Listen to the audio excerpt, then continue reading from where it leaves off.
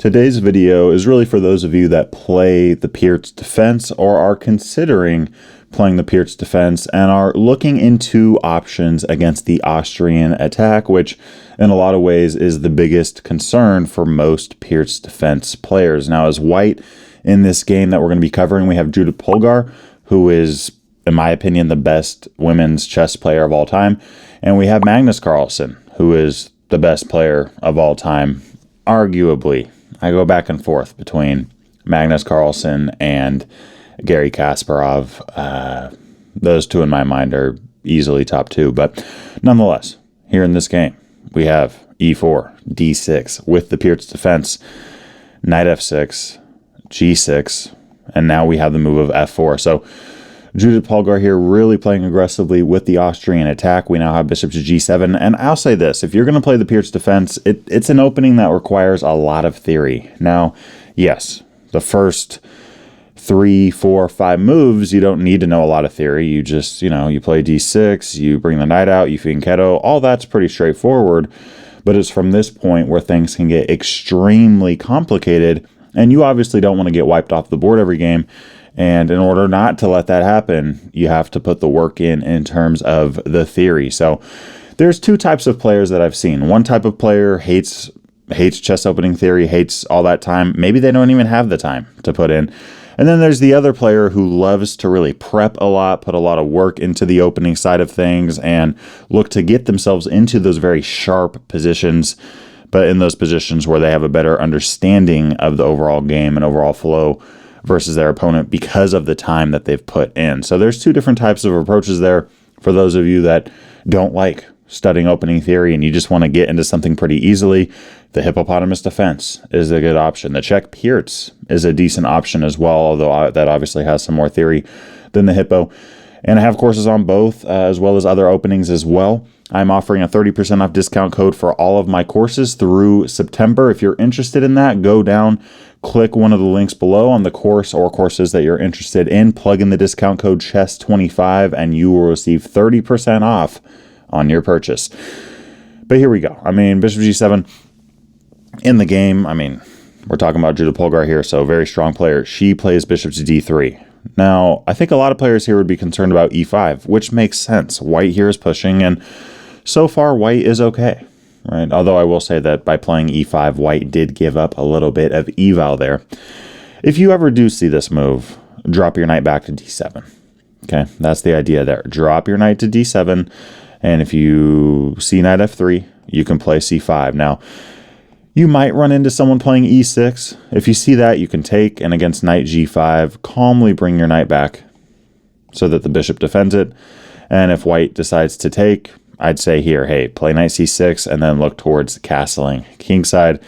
If you see e takes d6, you can castle, and there's a lot of ways for white to mess this up. For example, d takes e7.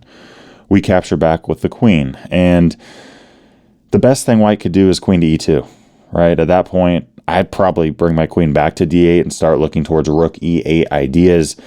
But okay, if we see bishop e2, we can capture on d4, play knight to b6, and we are winning this position. We are winning. We are over -3 right now. And if you're looking at overall development, white has 3 pieces developed. Black, on the other hand, has 5. So, this is great for us. And we're really looking towards playing rook to d8. And notice bishop e3, that doesn't defend the knight well. It technically does, but we just snatched the bishop straight off the board. So, okay, if you see something like knight b1, yeah, rook d8. And if the pawn wants to go up, keep adding pressure. We see castling kingside. You could take and capture again. And here, even play the move of knight a4. Our development here, our activity is through the roof. And if white decides to take the knight, then the bishop falls. The rook is hanging. If, let's say, queen d1, we have bishop g4. And if you want to trade, go ahead. We have the following line where this rook isn't simply is simply not going to survive. If you take on e2, we have a mate in 2 there. So pretty crazy line there. Again, with knight b6, if the knight does run away, put pressure on the knight, keep adding that pressure. And that knight a4 idea is a nice one. But yeah, if you see something like knight b3, okay, there's no more knight to pin, but we just attack the queen. And then we go after the pinned bishop on d2. This bishop is pinned. This bishop on e2 is pinned. Now this is a relative pin. If you've heard of relative pin and absolute pin, a relative pin is when you can technically move a piece, but you probably shouldn't. Like in this case, the bishop probably shouldn't move, or else the queen drops. An absolute pin like this one is where the bishop simply isn't allowed to move at all. If we see something here like queen to c1, yeah, just keep adding pressure. If something like castling kingside, we have a tactical idea here with knight takes d2, queen e3, and okay, the knight on d2 falls. So those are the type of lines where if you're going to go into something like the Pirc defense, you got to be ready, because if you don't know what to do against something here like e5 and knight f3, you can fall into trouble very quickly. You can lose very quickly. But if you put the time into studying the theory, studying these types of lines, you'll be in a good spot. I am considering making a Pirc defense course. In fact, I plan on it. When that will be exactly, I'm not sure yet. I'm going kind of back and forth between the CARO-KANN defense course and the Pirc defense course next. Let me know what you'd want to see. What type of course you'd want to see next. But yeah, we have this move, bishop g7, and white plays the much better move of bishop d3. Now here, the mainline move, the best move according to the engine, is knight c6. And this is what I play. Okay, this is what I play. I've been really considering going for the FM and IM titles. And I've been, you know, I'm still rocking with my hippo, but I've been looking at some curveballs for those that prep against my hippo, and playing the Pirc defense is one of them. Here, if we do see the move d5, knight to b4 is the way to go there. And we'll be covering this type of idea in a later video by Daniel Naroditsky, in a game in which case he utilizes this idea. And if knight f3, we pin the knight. We're attacking the pawn. If we see d5 at this point, we can play knight d4 because there's that pin there. If we see something like bishop to e3 there, we can strike in the center with e5, and very complicated game, but the engine does prefer black, surprisingly enough, nonetheless. In the game here, we don't actually see the mainline move from Magnus Carlsen. We instead see the move of c5, which is very playable. So for those of you that do play the Pirc defense, you're going up against the Austrian attack, and you want something a little bit more rare at the top levels of play. Maybe you're playing tournament chess. Maybe your opponent has prepped for your Pirc, and you're wanting to, you know, throw a little curveball there. C5 is definitely a very playable move. And the game here, d5 was played. The engine move is taking. Now, against that, we have castling kingside, and if white decides to take, we're going to take back with the e-pawn, and this is one of those situations, again, where, okay, we're down material, but we have great development. Our king is already castled. It's already castled. I mean, something like, let's just say bishop e3. That's a mistake. We have d5. We're looking towards d4. You play e5, we play d4 anyways. You take our knight, we calmly capture back. And yes, we're down a piece at the moment, but we do have this fork going on right now. Let's say queen d2, we can take. I'm just showing off some ideas here. Rook e8 runs into knight e4, so let's remove the knight and then play rook e8 followed by bishop to f5. Okay, and going back, let's say we do see the engine move of knight f3. Queen b6 is an idea I really like, stopping the white king from castling. And if the king goes to the queen side, I mean, that's good with me. We have a lot of pressure towards that side of the board. If queen e2, rook e8 is a possibility, knight c6 is something that we're looking at, d5 is something we're looking at, bishop f5 is another idea. And white here is just under a lot of pressure. It's not a comfortable position. If you flip the board here, which is something I recommend you do in your games, by the way, if you flip the board and you just look at it from your opponent's perspective, this is hard. There's a lot of pressure here. The Pirc defense is not a timid opening. It's actually a very aggressive one. It just takes a little bit of time to build that attack up. With c5, let's say white played knight f3, which we didn't see in the game. We could capture and castle kingside, and the engine loves black's position here. Now we have two central pawns against one. That was kind of a Sicilian idea in a lot of ways. I mean, we see Magnus here combining the Pirc and the Sicilian. The Sicilian, you push the c pawn up and look to trade towards the center, trading a flank pawn for a center pawn, and at the end of it, you have a little 2-on-1 in the center, which is in our favor. That is a good thing for black. We also have this really nice long pawn chain, a 5 and 2, which I would say I prefer over a 4 and 3 with castling and castling, you know, queen b6 here. I mean, turns out that's just a big mistake because this knight is absolutely pinned. If you play bishop e3, we go after the bishop. You defend it, okay, we take, and here goes our dark squared bishop. Bishop takes d4, we're in business. So I'm obviously going over a lot of theory here, okay? So, you know, again, I'm trying to help you guys that play the Pirc defense, just give you some ideas that you can look into, you can work with. But just going back to the start of the game real quick, right? The game itself was the Pirc against an Austrian. We have bishop g7, and then with bishop d3, instead of the main line, the move of c5 was played, and again, the engine move is taking, in which case castling kingside is the engine move there. I don't know if Magnus Carlsen had this prepared or not, but that is the engine move, and I wouldn't be surprised if that was his prep. So in the game here, we have the move of d5, castling kingside, and with knight f3. Now, the engine move here is b5, and we see this in a variety of different openings against e4 and really d4 especially. Okay, we do see this idea of b5, and if you take with the bishop, what's the idea here? Well, thanks to our bishop on g7, we're down a pawn, and we're able to just take the pawn on e4. Now, yes, we're down a piece, but we're going to get that piece back immediately through this queen a5 check and fork, attacking the king, attacking the bishop. The reason our fianchettoed bishop is so important is because if knight c3, we need our bishop here, or else we're just dead losing. We can't take the bishop on b5. I mean, we would just lose our queen. So we remove the defender first, then we take.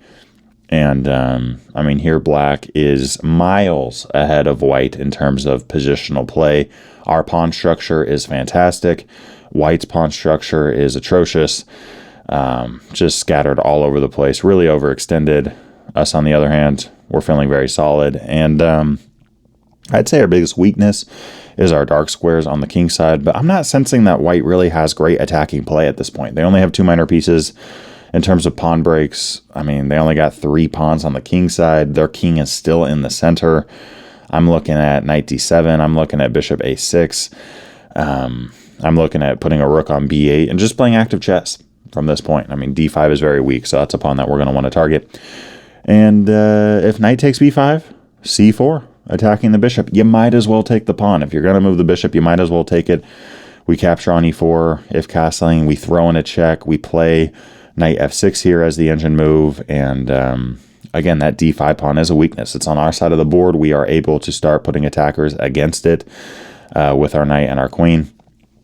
And if knight b3 here, okay, a5. And this is just one of those positions where, hey, we're down a pawn, but we have more than enough compensation to make up for it. However, here, we don't see the engine move of b5. We instead see knight to a6. And I think a lot of players here would take. Now, if you do see this kind of thing happen, yes, you do have doubled isolated pawns, which is not good. On the flip side, you have the bishop pair now, and both of your bishops are going to be very active.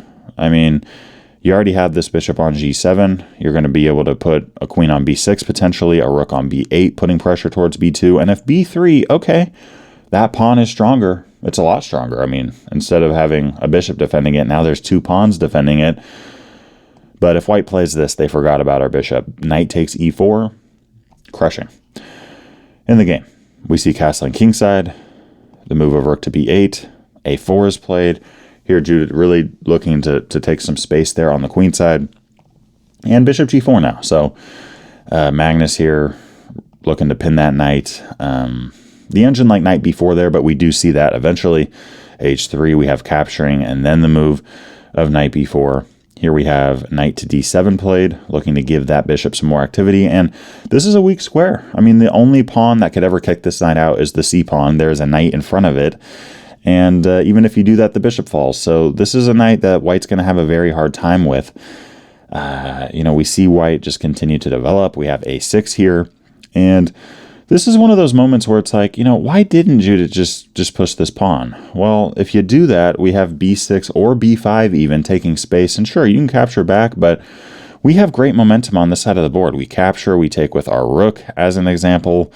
And, I mean, we have great activity on the queen side, something that white just doesn't have. And, okay, you want to attack our rook? B4 stands out to me as a great place to rest our rook on. You try to kick us out. Again, our bishop, our fiend-kiddoed bishop coming out of the Pirc just does a great job for us overall. And we're really able to activate our pieces in a great way. So instead of that, we see the move of rook fd1. And Magnus here smartly captures off the bishop on d3. And after c takes d3, we see queen a5. So when looking at this position as a whole, I would say that I would much rather play black, honestly. I'm not worried about a kingside attack at the moment. The only pieces that white has on the king side are this queen and bishop, and of course the king, but I'm not expecting any kind of Nigel Short king march here, if you guys know that reference. And yeah, I mean, I think that this bishop is doing a great job for us. The c-pawn is attacking great dark squares like d4 and b4, both of which white's pawns just can't do anything about. White wishes this pawn wasn't on a4 in a lot of ways, but it is. And white ends up playing the move of d4 here. I do want to say, if white just, let's say moves a rook, black here, able to take space, able to capture back. We are gaining momentum. We are looking at b4, and this bishop is looking directly towards the pawn on b2. So, yeah, I mean, d4 is played. We have rook bc8. Either one of these is fine, actually. According to the engine, I would probably bring in my f-rook, but I understand why rook bc8 was played, just keeping this rook on the king side. Let me know what you would do there. Let me know which rook you would play over. I would probably lean towards this myself, but yeah, I could see it going either way. Rook ab1 is played. How do we improve our queen here? How do we activate it more? How do we put more pressure on white? Queen b4. Hey, you can move your knight, but if you do that, a4 falls. We're putting pressure on b2, pressure on a4, pressure on d4 with our queen, pawn, and bishop. What pressure is white putting on us? Not much. King h2 is played, and here we have Magnus capturing on d4, and a very instructive move here, rook to c4. Always be looking to activate your pieces in chess. A lot of players are worried about how to win their game. I try not to worry about my winning the game. Now, of course, I am worried about winning the game, but what I mean by that is I'm not worried about how I'm going to win. I'm worried about how I'm going to improve my pieces, because when I'm playing a strong player, I don't know what they're going to do. I don't know exactly how the game is going to turn out, and there is no way here for black to know how they're going to win. The engine only has it at a minus 0.58 as I'm looking at it right now for black. So there's a lot of options black can do. There's a lot of ways that the game can go. There's billions, trillions, I don't know what goes after that, but possibilities that can happen. So what you got to worry about is improving your position, and rook c4 does just that. Activating the rook, putting triple attackers on that bishop, and I mean, in the game here, bishop takes g7 is played. If the bishop runs, we can keep activating. Activate the knight. I mean, look at this chess. I mean, this is beautiful stuff. We have triple attackers against the pawn on e4. If you take our knight, okay, we can capture with the rook there. I think that this gives us a comfortable position with those triple attackers on the knight, which, by the way, the knight is the only defender for a4 and e4. I mean, we're miles ahead of white here in terms of activity. And in the game here, white ends up taking and then continues with the move of rook to e1, knight c5. Love this move, putting an attacker on e4, putting on coverage on b3, putting an attacker on d3. By the way, if you like this move of rook fc8, that's a good move. That's the engine move. If you were looking at that, you technically found a better move than Magnus Carlsen, which, hey, makes you better than Magnus Carlsen in this position. But okay, knight c5 was played instead with queen e3, rook to d4. I mean, wasting no time in activating this rook and really putting pressure on the white side. White ends up offering a trade.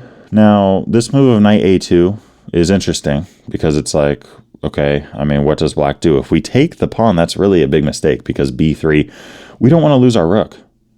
We don't want to take on b3 and lose our knight.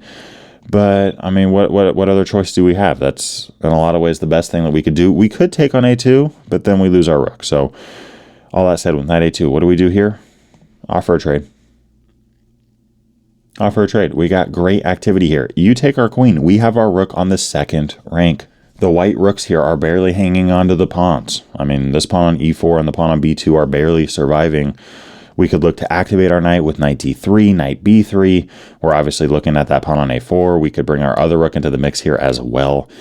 We're just in a great spot. We're in a great spot here. So instead of that, we do see rook bd1, which is the best move that white has. We have a trade-off here, and now queen takes b2. Black here is now the one fighting for a win, and I talk about this in my endgames course. Okay, black here is up a pawn, and because of that, black is the one pushing for a win. Black here wants to trade down. Black here wants to make the game simple. White here, on the other hand, they're down a pawn. If they just sit around and make quiet little moves that don't do much, we're just going to have a position in which case we're up a pawn.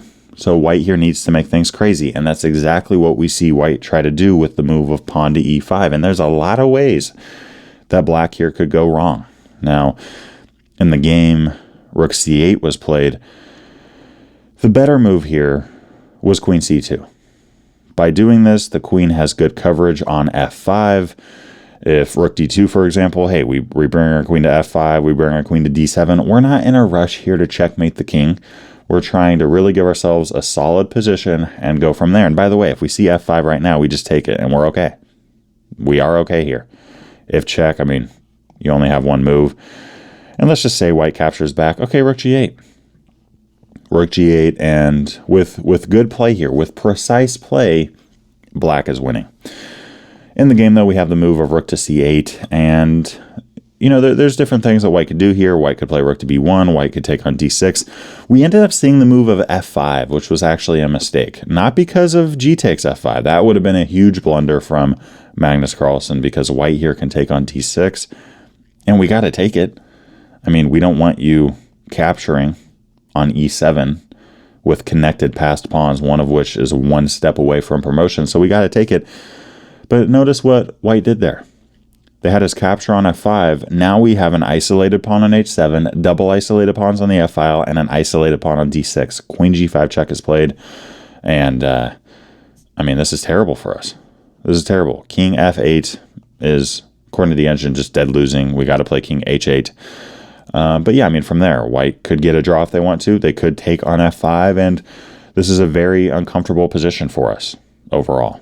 Okay, this is not a lot of fun. By the way, if white does take, apparently the best move that black has here is knight to d7. A nice idea there, looking to bring the knight into the defense. Now, if the queen ends up capturing on d7, we can take on c3. Why didn't we just take on c3 right away? Well, I mean, the rook on c8 falls. So white could either check and then take, or take on c8 right away. So we got to be mindful of that. Knight d7 does a good job of stopping that threat, bringing the knight into the defense, and also putting double attackers against the knight on c3. However, in the game, we don't see the mistake of g takes f5. Magnus Carlsen goes with the move of a knight to d7. Knight to d7. Great move. And white's pawns are just too far extended. They are. I mean, they're very weak. They're very vulnerable to attack. White ended up taking on d6, which was the best move. Let's just cover a couple of other options, including e6 and f6. Let's just say e6 is played. How do we respond against this? Well, it turns out we just take on c3. We just take. If you want to check us, we block. We calmly block. We're up 4 points of material there. If you take our knight, we can capture the queen, and sure, white makes another one. But we have rook to e2 here, among other options. And right now, in this position, we're up 2 pawns. We're threatening to capture on g2. And notice, white here has no good checks. You technically have 4 checks, but none of them are good. And once you do play rook g1, we throw in a check. We capture on f5. Our opponent has a rook. We have a rook. Our rook is more active. We have a queen. Our opponent has a queen. Our queen is more active. On top of that, we're up 3 pawns. This is just a crushing position. And this isn't a position either where we have weaknesses all over the place. Guys, our pawn structure is fantastic. A 5 and 2. And d5, isolated. a4, isolated. g2 and h3, barely surviving. Let's say f6 is played. Well, okay, let's capture it right off. I mean, if you take on d6, that's just too slow. The knight is hanging. And if you capture on f6, we take back with the knight. White did all that work. What did they get out of it? Not much. We still have a very tight and secure position with our king safety. So instead here we see e takes d6. We have Magnus calmly capturing back. We have a check, and now knight to e5. Good centralizing move. The knight is pinned, but I mean, white doesn't have a pawn that can attack the knight. White doesn't have a bishop that can attack the knight. This knight is 2 squares diagonal of that guy, so this knight on e5 is very secure. And, you know, we're obviously attacking the knight on c3 twice, so we do end up seeing that knight run. We have capturing on d4. We're up material, guys. Let's trade down. And here in this position, you can pause the video if you'd like to. What would you play here? This is a good endgame position here to think about. Very instructive in my opinion. I think a lot of players here would want to take on f5, right? Take on f5. This is a move that I considered when I was looking at this position. Like, wait, why not take, right? Well, first off, I do want to mention, now we have double isolated pawns and an isolated pawn on h7. So that's, you know, I'm not saying never take a pawn if that's what happens, but that is something to keep in mind. On top of that, are we really winning a pawn? Or are we losing a pawn? Because knight takes d6, right? We get a pawn, we lose a pawn, and now there's a fork, right? c8, f5, b7, passed pawn. All of a sudden, we're the ones that might be fighting for a draw here if we're not careful. So instead of that, we see the move of rook to c4. Great move. Love this idea. What's white gonna do? I mean, if you take on d6 now, we just take the rook. If you put us in check, our king moves. We're fine, right? We're looking to take the rook, right? So you don't have time to take on d6 because your rook falls. If your rook runs away, thanks for the knight. And if your rook takes, which you kind of have to do here, you could either check first and then take, or take right away. We capture with the knight. Now our knight defends d6, preventing white from creating a passed pawn on d5. And with f6 here, the engine likes king h6. I understand why that wasn't played. It feels a little bit scary with that knight on g5 and the pawn on f6 kind of blocking our king out. That would take some very precise calculation. So instead we see the move of king to f8, and here, endgames are all about creating passed pawns. I talk about this in my endgames course, which is set to release in the very near future. Yeah, I'm very excited for it. I hope you guys enjoy that course. But one of the main things we're going to be talking about in that endgames course is the fact that in knight endgames, a single pawn, if you have a passed pawn, that single pawn will either imprison the opponent's knight or opponent's king, and with that on the board, their king being in an inactive spot trying to keep the pawn at bay, or the knight, we're able to really focus on the other side of the board and outplay them on the other side of the board because we have that extra firepower. That doesn't apply to all endgames. Like if we're talking about a queen endgame, if we're talking about a rook endgame, the rook can see very far. But like as we see here, b5 is played. Magnus quickly hurls that pawn down the board. And now this knight is imprisoned to the pawn. And unlike a rook, this knight doesn't see a bunch of squares. It only sees 3. It can only move to 1. And I mean, here, what do we do? Okay, knight b6. This knight can't, you know, come over here and help be a defensive presence and also cover b1. It's just stuck. It's just stuck. So, I mean, even if you play knight c3 here, we just take. You can't take back. Oh my gosh, learn how to draw an arrow, Solomon. I mean, you can't take back because we promote. And if you don't take back, we take our knight and then we promote. So honestly, taking might be the best thing you have there. So that said, yes, we're only up a pawn, but really, we're up a knight. Really, this pawn and this knight cancel each other out. They cancel each other out. We're now looking at playing with nothing but this. And hey, if the white king wants to run and get that pawn, then we're looking at a position where we have time to snatch off those pawns like candy. King e4 is played in the game. We have g5. Interesting choice. Turns out, though, hey, if king f5, h6, we're good. Here we do have the move of h6 played, and, I mean, white's just going in circles. There's nothing they can do. They can just sit there, or they can go chase this pawn down. Magnus Carlsen didn't give white a king route. He didn't allow white to run in here and take this pawn. But we do have a king route. That's what this created, this structure here. We're just going to go get that pawn. That's exactly what we see. And okay, the king ends up running over, fine. We take on d5, king g6 is played, and white seemingly resigns here. At this level of play, I mean, f6 is looking to get captured off. We're looking at knight f4, taking on h3. We already have a passed pawn, and you're probably going to have 2 other pawns that fall off the board here, giving us a 4-on-1. This is just crushing. So white ended up resigning that game there. But yeah, good example there of how to play the Pirc defense at a high level. I really did find this idea interesting against bishop d3. Again, most players go with knight c6 here, right? This is a really high level move. This is what I see recommended most often. However, c5 here, combining the Pirc defense, combining the Sicilian defense, combining those ideas. And Magnus has been known to kind of play more off-key options, not going into those main lines, playing openings, in which case his opponents just have to play chess. They can't rely on their chess opening theory, their memorization, none of that. If you guys ever saw that documentary on Netflix about Magnus Carlsen and Vishy Anand, that was a very interesting documentary in a lot of ways, because Anand had the approach of just memorizing lines and lines on lines, like thousands of positions, if not tens of thousands of variations, really for the goal so that when he shows up to a tournament, when he shows up to the match with Magnus Carlsen, he wouldn't even have to think. He has it all memorized. Magnus Carlsen, on the other hand, was trying to find ways to get Anand out of his prep, out of his memorization, so that he just had to play chess. So playing c5 here, it is a very interesting idea. Let me know if you want to see more content on this. We will be covering this idea of knight c6 with Daniel Naroditsky. And as you saw in this game, I mean, the game finished out in the endgame, right? I mean, most of my tournament games, I'm not getting checkmated fast. Sometimes do I? Yes, but not very much. Sometimes do I checkmate my opponents very quickly? Sometimes, yeah, but not very often. Usually I win or lose or draw in the endgame. And my upcoming Endgames course, I hope you guys enjoy it. The discount code to get 30% off on any of my privately published online courses on Gumroad, the discount code for that is CHESS25. So you can go down to any of the links below, plug in the discount code CHESS25, and you'll get 30% off no matter how many courses you decide to invest in.